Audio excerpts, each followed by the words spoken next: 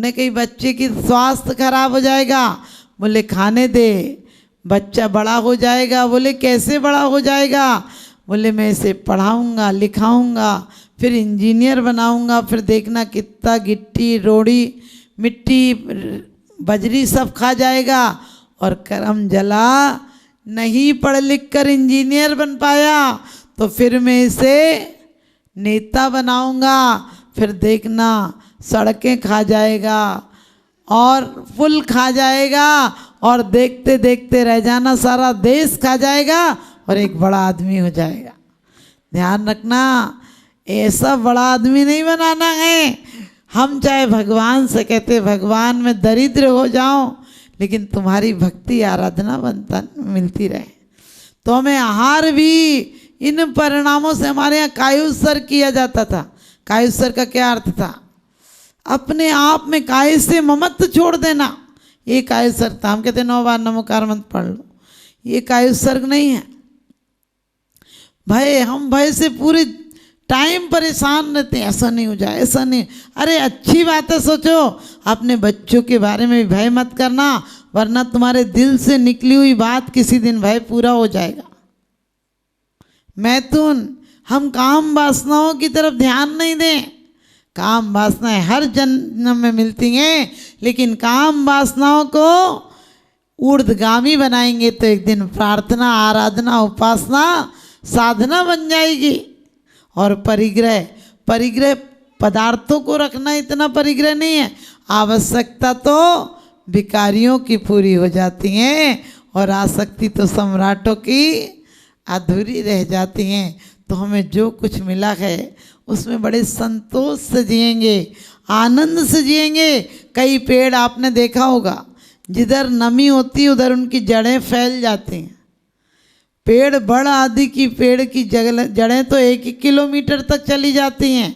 जहाँ धन रखा हो और आदमी उसमें जीव पैदा हो जाए, बड़ा आदि में तो उधर तक जड़ें फैल जाती हैं।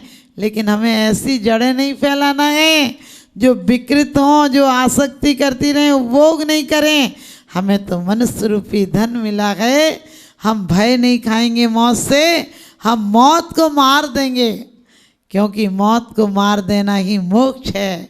और मौत से मर जाना ही, बार बार डर जाना और मर जाना, दर्पण हमारे दोस्तों को दिखाता है, मिटाता नहीं है। हमारा जीवन भी एक दर्पण मत हो जाए, कोई आए हमें विकृत नहीं कर पाए, हमारे अंदर की प्रकृति को संस्कृति में बदल दे, हमारी प्रकृति को विकृति में नहीं बदल दे। क्रोध कसाई करना आदि विकृति है और क्षमा आदि प्रकृति है, और क्षमा से परमात्मा बन जाना संस्कृति है। तो हम संस्कृति को स्तुति और प्रार्थना भक्ति से संस्कृति को अपनाएंगे, क्योंकि कहते हैं जब तक सांस नहीं थक जाए तुम अपना इतिहास बना लो, जब तक आस नहीं थक जाए तुम अपना विश्वास जमा लो।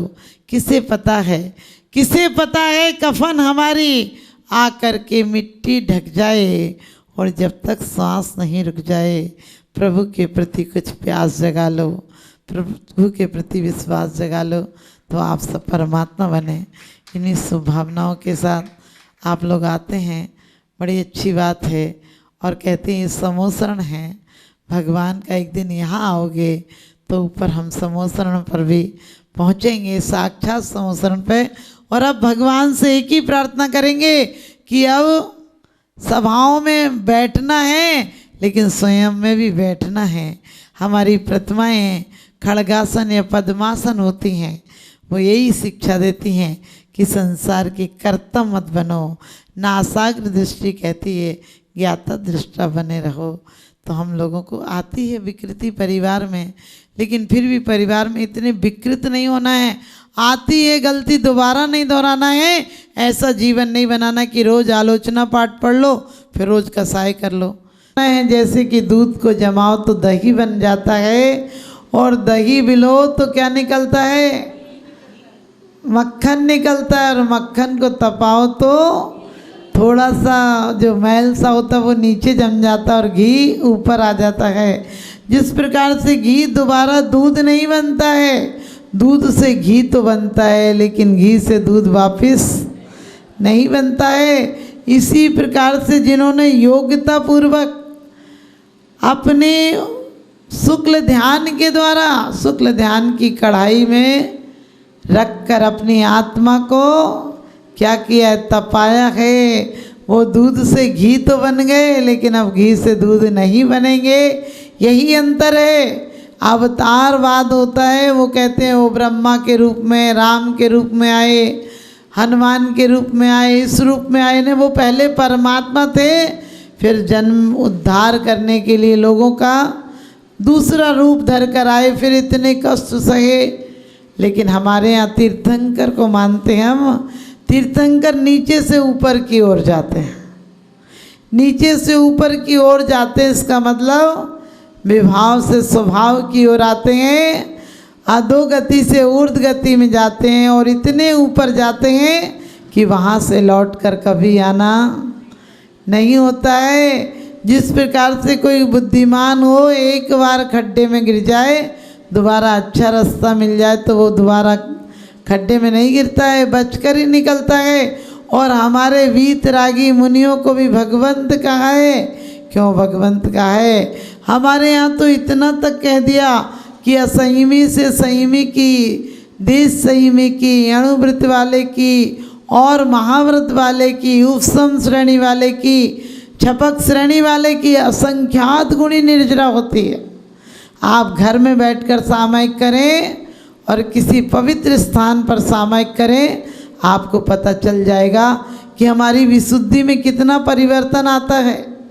द्रव्य क्षेत्र काल भाव का कितना परिवर्तन पड़ता है। द्रव्य यही है, आपका पुद्गल द्रव्य है, आपका जीव द्रव्य है, लेकिन जैसे निमित्त मिलते हैं वैसा ये प्रभावित हो जाता है। आदमी चोरों के पास जाए तो चोरी के भाव आ जाते हैं, और यदि संतों के पास जाए और संत यदि अधिक पावरफुल हैं तो वो आपको भी संत बना देंगे। भवदेव भूदेव का अपन पढ़ते हैं दृष्टांत, बारिशेन पुष्पनाल का दृष्टांत पढ़ते हैं कि जिनके पास ज़्यादा पावर थी उन्होंने कम पावर वाले को, नेगेटिव थिंकिंग को क्या किया, पॉजिटिव बना दिया, उन्होंने सकारात्मक बना दिया। लेकिन कभी कभी अपन ने ये भी सुना है कि अंग पूर्वों का ज्ञान भी हो जाए और एक जरा सा निमित्त मिलता और च्युत होकर नीचे गिर जाते हैं। इसलिए आचार्यों ने कहा कि यदि तुम्हें अपनी आत्मा का हित करना है तो मुनियों के लिए कहा है कि संसार में विष बेल नारी तज गए योगीश्वरा। योगीश्वरों को, योगी ईश्वर हैं, ईश्वर का परम रूप है, ईश्वर की पहली भूमिका है, क्योंकि मुनि ही ईश्वर बनते हैं। और इसलिए उनको कह दिया कि तुम ऐसे वातावरण में मत रहना जहाँ स्त्रियाँ हों, जहाँ वेश्याएँ हों, जहाँ बच्चे हों, जहाँ व्यसनी हों, जहाँ मच्छर हों। यहाँ तक कह दिया कि ज़्यादा मच्छर हों, कीट पतंगे हों, जीवों की उत्पत्ति हो, भयानक जीव जंतु हो, वहाँ भी मत रहना, क्योंकि तुम्हारी यदि दृढ़ता नहीं रही, मानसिक स्थिति कमज़ोर रही तो तुम विचलित हो जाओगे। और इसलिए हम तो रात भरे दिन रीते और इन पेटन ने जिग जीते। क्षुद पिपासा, उन्हें क्षुधा की व्याधा नहीं है। अपन तो दिन भर खा खा कर भी तृप्त नहीं होते हैं। खा लें तो दुखी और नहीं खाएं तो दुखी, क्योंकि कहते हैं सत्य और ईमान सूझता है, धर्म और विज्ञान सूझता है, लेकिन सच पूछो तो भूखे पेट को तो रोटी में भगवान सूझता है। भूखे पेट को तो रोटी में भगवान सूझता है। आदमी को भूख में कुछ अच्छा नहीं लगता है। भूख न देखे जूठा भात और प्यास, नींद न देखे टूटी खाट। ध्यान रखना। तो वास्तव में जब ज़्यादा नींद आती है, अपन लोगों को घर में अच्छी सुविधाएं हो तब भी नींद नहीं आती आप लोगों को। और कभी आपने देखा होगा रिक्शा वाला रिक्शे पर वो सीट पर ही सो जाता है, और कभी कभी तो मजदूर अपन से अच्छी नींद कंकड़ों में ले लेते हैं। वो रेत लेंटर जहाँ डल रहा है वहीं पर आराम से सो जाते हैं, क्योंकि वो आराम से सोना नहीं है, उस सोने के लिए आचार्यों ने कहा है कि संसारी प्राणी दिन में श्रम से थक जाता है, इसलिए रात में थक कर सो जाता है, लेकिन वो सोना उसका पूर्ण विश्राम नहीं है। हमें लगता है कि वो आराम से सो रहा है, लेकिन आराम तो बिना राम के आराम नहीं है, बिना अपने आप में आए विश्राम नहीं है। ये सारे विश्राम झूठे हैं। तो हमें क्या करना है? उस विश्राम को पाना है। तो भोजन करते करते भी ये भावना माना है कि ये कब तक पुद्गल द्रव्यों का भक्षण करके इस तन को पुष्ट बनाएंगे। अब तो शुभ ध्यान में लाकर एक दिन शुक्ल ध्यान को पाएंगे और उसके बाद लौटकर वापस संसार में नहीं आएंगे। हमने बहुत जड़ द्रव्यों का भक्षण किया है। आज तक हिसाब लगाना कितनी रोटियां खाई हैं। बचपन से लेकर जब से हमने खाना प्रारंभ किया था, यदि एक दिन की भी 4 रोटी लगाओ तो बताओ 40 साल में कितनी रोटियों का ढेर लग गया।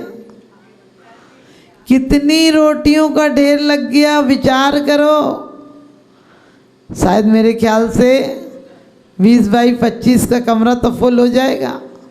इतना खाया है, कितना पानी पिया है और कितना पानी यूज़ में लाए हैं।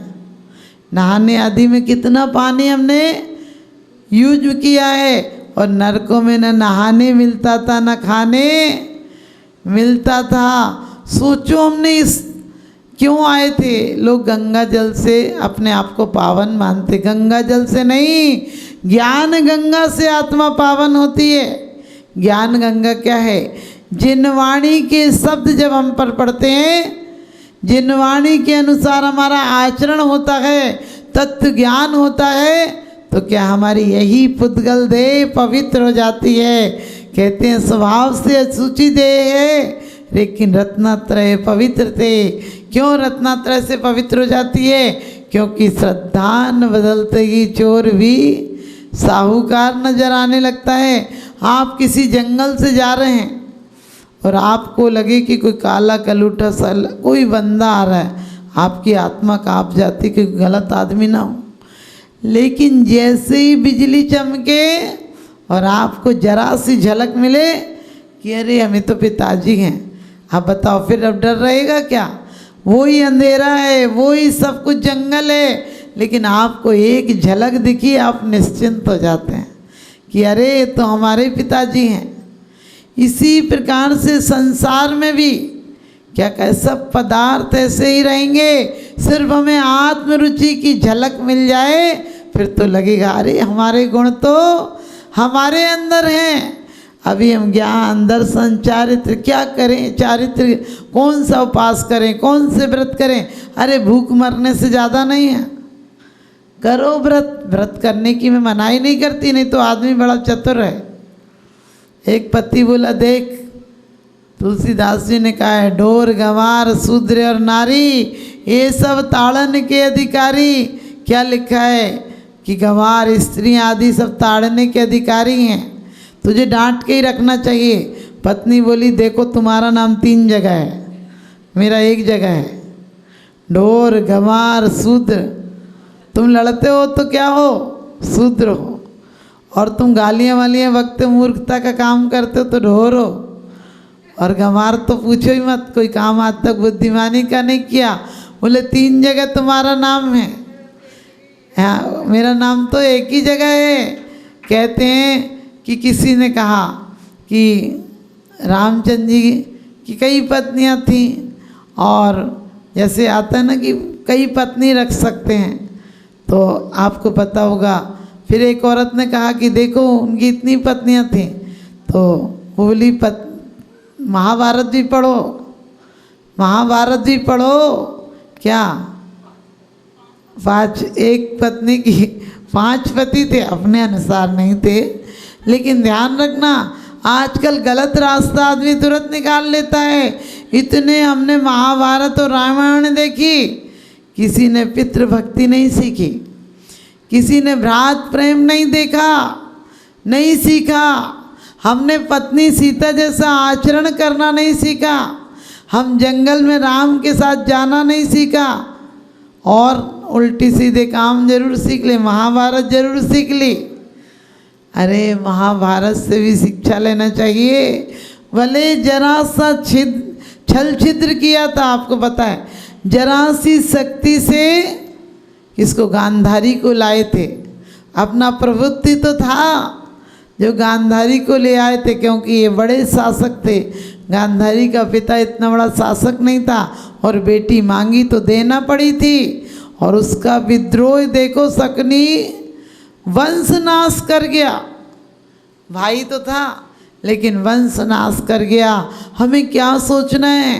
परमात्मा इस जीवन में कोशिश हमें करना है। लोग कहते घर में तो चल ही नहीं सकता है। अरे चल नहीं सकता है, दवाई कितनी भी मीठी हो, ये सोचते हो कि ज़िंदगी भर दवाई चले? हॉस्पिटल कितना भी एसी हो और घर में पंखा भी नहीं हो तो क्या भावना बातें हो? भाई अपने घर चलो, क्या करना। घर में अच्छे एसी हॉस्पिटल पसंद नहीं करते हैं। इसी प्रकार से हमें जन्म जरा और मृत्यु के रोग लगे हैं, उसके कारण हम हॉस्पिटलों की तरह, हम नर्सों की तरह, डॉक्टरों की तरह किसी का आश्रय लेकर जीवन बिता रहे हैं, तड़प रहे हैं, तकलीफ में जी रहे हैं। उसके बाद भी हम छोड़ने को तैयार नहीं हैं। हमारी वो हालत है कि एक डॉक्टर ने एक आदमी को बहुत खांसी थी, तो उसने डॉक्टर से कहा कि डॉक्टर साहब हमारी खांसी कैसे ठीक होगी?